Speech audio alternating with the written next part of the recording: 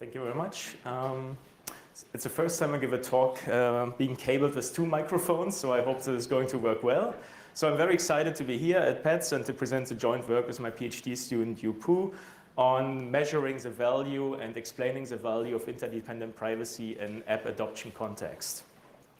So a number of studies have already told us and informed us that users are concerned about the usage of information in third-party contexts. And clearly this is something that is relevant also in the social app economies, such as we exhibit them on Facebook or also in mobile contexts.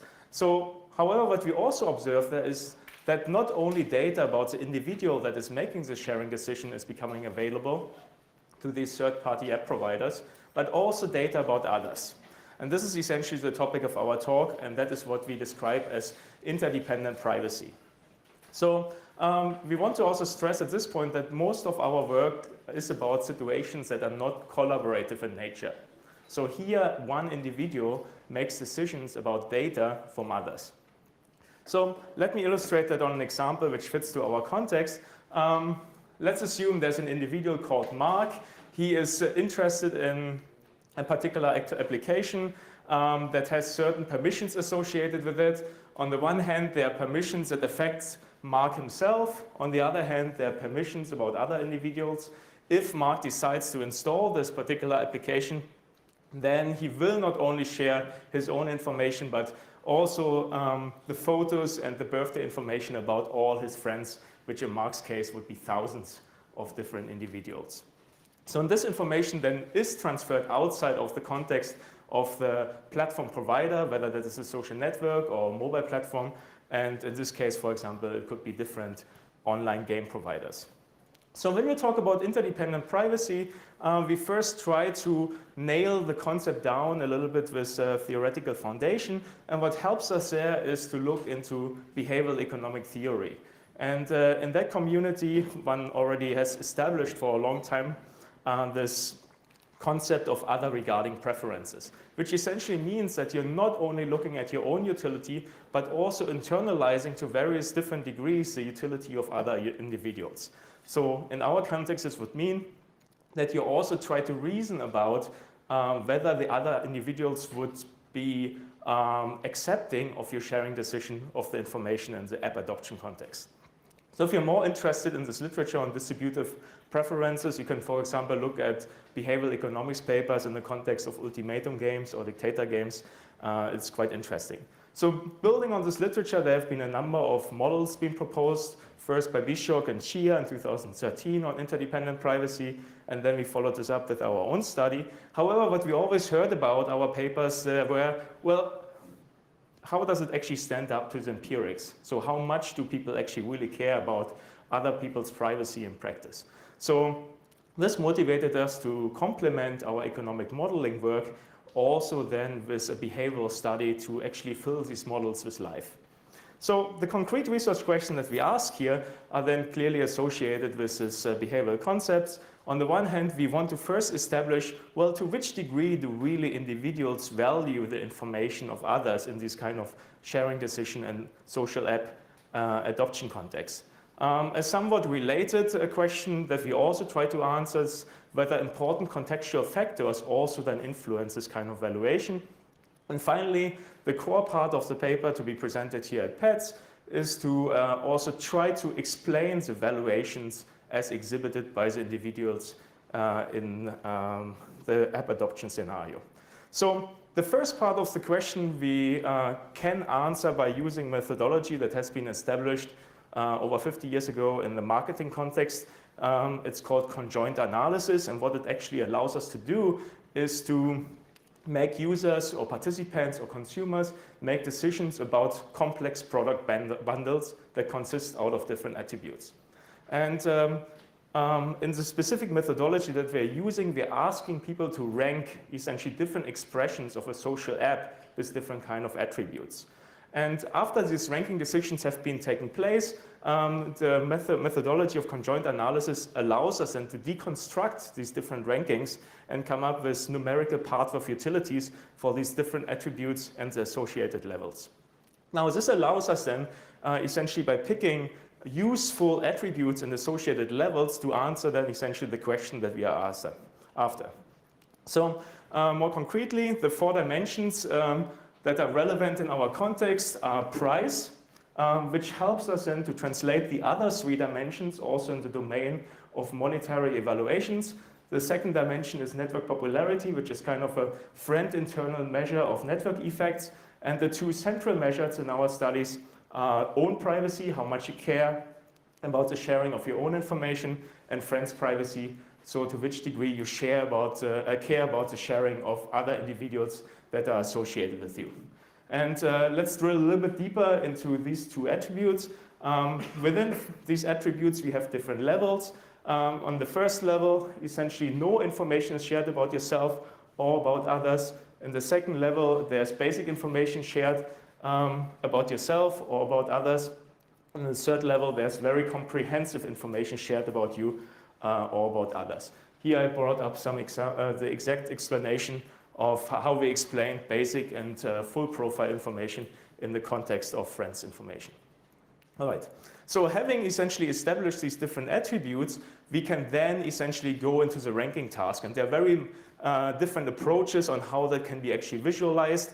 The online survey package which we used allows for essentially the following ranking interface, where you can essentially drag and drop these different expressions of these different apps with associated attributes and levels, so that eventually it then resembles your preference over these different versions.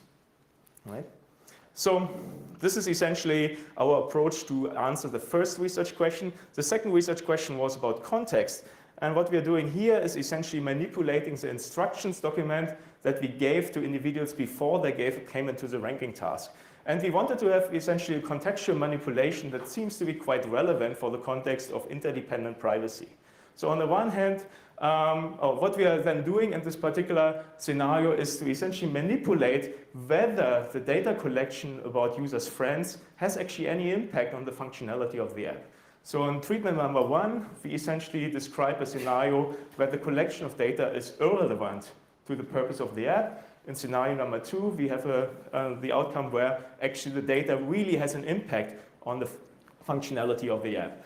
We included that in this instruction with these 2 statements. So keep in mind, again, this is explicitly targeting the friend's information, not your own information. All right?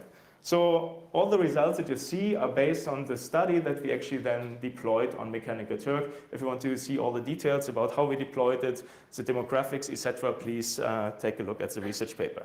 So before I move on to the third research question, I take a stop here and present you some results about the first 2 research questions regarding the valuation and the impact on this contextual variation. So what we see here are 2 graphs. The left-hand graph relates to treatment number 1, to the irrelevant data collection. On the right side, we have relevant data collection. We see 3 different rows of 3 bars each. The last bar is a bit small. I will come to that.